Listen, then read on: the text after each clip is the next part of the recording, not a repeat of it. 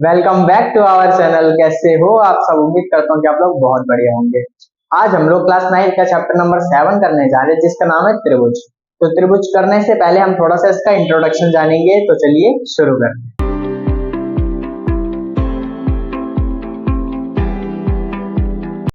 तो इंट्रोडक्शन में सबसे पहले मैंने लिखा है यहाँ पे दो त्रिभुज बनाए हैं मैंने, त्रिभुज एबीसी एंड पीक्यूआर। हमें इस चैप्टर में सारे ट्रायंगल्स को करना होगा सर्वांगसम यानी कि कॉन्ग्रुएंट। सर्वांगसम का अर्थ होता है उसकी सारी भुजाएं और उसके सारे कोण बराबर होंगे। सर्वांगसम का मतलब ये होता है। तो ये हमारा सर्वांगसम का निशान है, दो इक्वल और बीच में हम एक साइन बनाएंगे इस तरीके से। तो ये होता है सर्वांगसम का निशान। अब देखो दो त्रिभुज है आपके पास, उसमें पहले से कुछ ना कुछ इंफॉर्मेशन दे रखी होगी। हर क्वेश्चन में कुछ ना कुछ इंफॉर्मेशन दे रखी होगी, उसको लिखेंगे हम दिया है।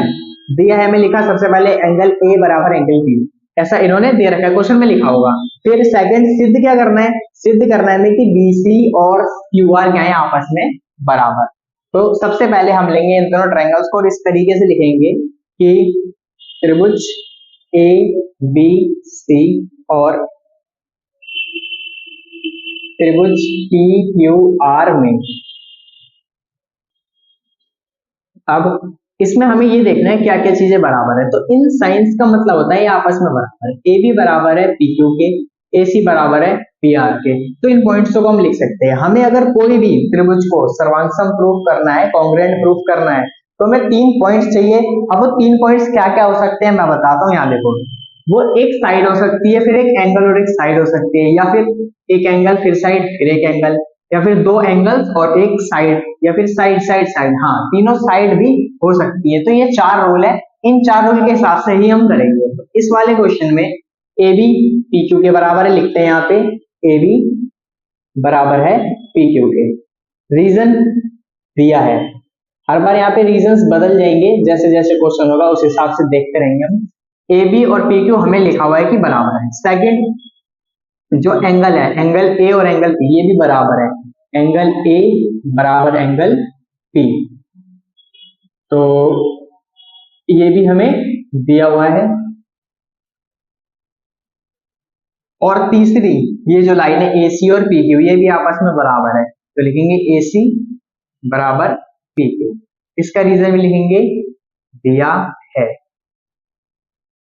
अब जैसे 1 2 3 मिल गए, अब एक साइड है, दूसरा एंगल है, तीसरी भी साइड है, तो त्रिभुज हो जाते हैं हमारे सर्वांगसम यानी कि कॉन्ग्रुएंट। ऐसे लिखेंगे इनको, त्रिभुज ए बी सी कॉन्ग्रुएंट का निशान त्रिभुज पी क्यू आर। इसका मतलब हमारे त्रिभुज हो गए सर्वांगसम। जब भी अब कोई त्रिभुज सर्वांगसम होगा यानी कि उसकी सारी भुजाएं और सारे कोण क्या होंगे? बराबर होंगे। तो हम ये भी कह सकते हैं कि जो बीसी है वो क्यूआर के बराबर है। इधर लिख लेते हैं कि BC is equals to QR, क्यों? By CPCT। हाँ, बाय CPCT। CPCT का मतलब होता है congruent part of a congruent triangles are equal, यानी कि अगर कोई ट्रायंगल कॉन्ग्रुएंट है तो उसके सारे पार्ट्स बराबर होंगे। तो ऐसे ही CPCT लिखा जाएगा। दूसरी चीज यहाँ पे भी हमें ब्रैकेट में लिखना है कि ये किस रूल से हमने सर्वांगसम किया है इन चारों में से। तो सबसे पहली साइड है, फिर एंगल है, फिर साइड है। तो साइड, एंगल और साइड, इस वाले रूल से हमने इसे सर्वांगसम प्रूव किया है। ऐसे ही एक एग्जांपल है, एक डेमो है क्वेश्चन का जो मैंने खुद से बना दिया था। अब इसी तरीके से जो क्वेश्चन है उन क्वेश्चनों को करेंगे। तो चलो पहला क्वेश्चन शुरू करते हैं। क्वेश्चन नंबर 1 मैंने बोर्ड पे उतार दिया है, तो उसे देखते हैं समझते हैं। बहुत ही आसान सा छोटा सा प्यारा सा क्वेश्चन है।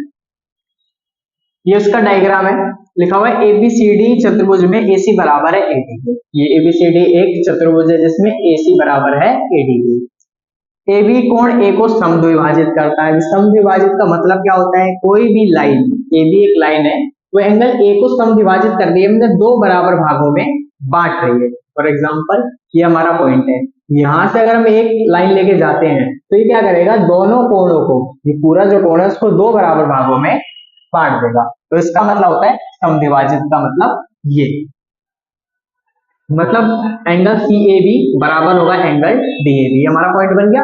वो यहां नहीं लिखेंगे हम, सीधा जब हम कॉन्ग्रुएंट प्रूफ कर रहे होंगे तब लिखेंगे। फिर सिद्ध क्या करना है हमें? ABD ABC को सर्वांगसम। ए बी डी इस वाले ट्राइंगल को और ए बी सी इस वाले ट्राइंगल को हमें करना है कॉन्ग्रुएंट यानी कि सर्वांगसम प्रूफ। और दूसरा चीज और बोल रखा है कि बीडी बीसी और बीडी के बारे में आप क्या कह सकते हैं, तो वो भी बताएंगे कि वो बाप बराबर हैं या नहीं है। सॉल्यूशन करते हैं यहाँ पे।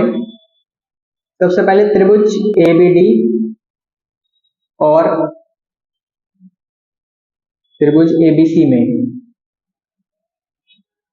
दोनों ट्राइंगल्स ले लिए, इसके अंदर AC बराबर है AD, ऐसा गिवन है पहले से ही, तो लिखेंगे AC बराबर AD और यहाँ लिख देंगे रीजन दिया है, जैसे कि हमने पिछले वाले क्वेश्चन में भी किया था। फिर सेकंड, ये जो एंगल A है इसका नाम लिखते हैं एंगल CAB बराबर होगा, angle CAB is equals to angle DAB। क्यों? क्योंकि A जो है वो AB A को समद्विभाजित करता है, तो AB एंगल A को समद्विभाजित करता है, ये रीजन लिखेंगे हम इसका।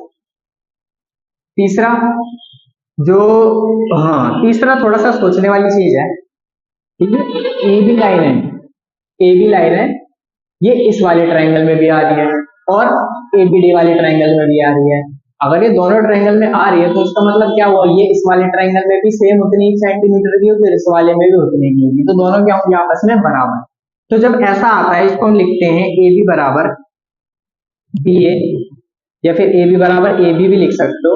इसका रीजन होता है उभयनिष्ठ यानी कि सर्वांगसम, उभयनिष्ठ या लिख सकते हो कॉमन, इंग्लिश में लिख देता हूं कॉमन।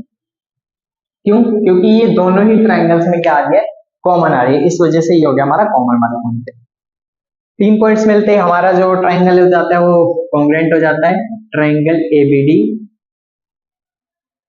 2 इक्वल्स टू का और एक है कॉन्ग्रुएंट ट्राइंगल ABC।